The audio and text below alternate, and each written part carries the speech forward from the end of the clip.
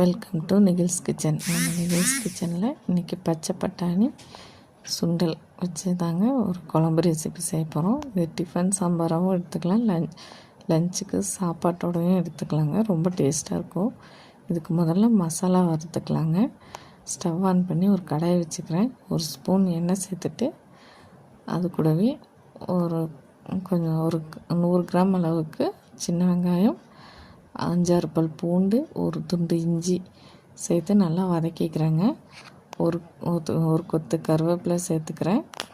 அது கூடவே 2 தக்காளி கட் பண்ணி சேர்த்துக்கிறேங்க. இப்போது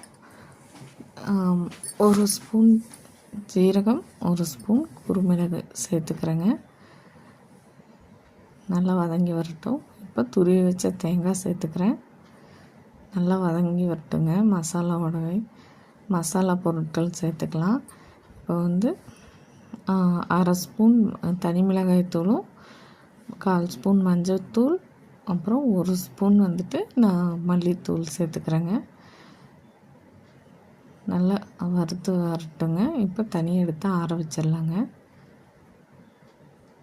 நம்ம சேனல் நிறைய பேர் பார்க்குறீங்க, சப்ஸ்கிரைப் பண்ணிக்கோங்க. அப்போ தாங்க நோட்டிஃபிகேஷன் வரும் ஃப்ரெண்ட்ஸ். இப்போ ஒரு பாத்திரத்தை வச்சு தண்ணி காய்ஞ்சிருச்சு. இப்போ சுண்டலும் பட்டாணியும் போட்டு நல்லா வேகட்டுங்க. இப்போ நறுக்கி வச்ச காய்கறிகளை சேர்த்துக்கிறேன். நான் இன்றைக்கி கத்திரிக்காய், உருளைக்கிழங்கு சேர்த்துக்கிறேங்க. இது கூடவே சின்ன சோயாவும் சேர்த்துக்கிறேன். இப்போ பட்டாணி சுண்டல் வேகிறதுக்காக உப்பு சேர்த்துக்கிறேன்.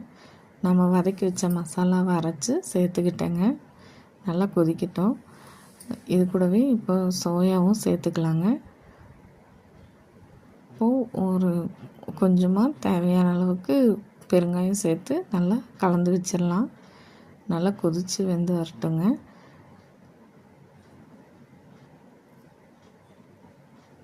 இது சப்பாத்தி, பூரி, இட்லி இது எல்லாத்துக்குமே நல்லாயிருக்கும்.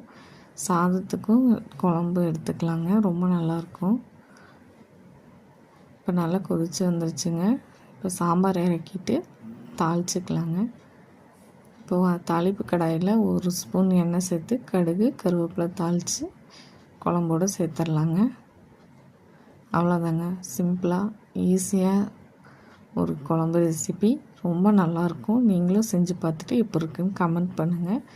என் சேனல் பிடிச்சிருந்தா சப்ஸ்கிரைப் பண்ணிக்கோங்க ஃப்ரெண்ட்ஸ். தேங்க்யூ.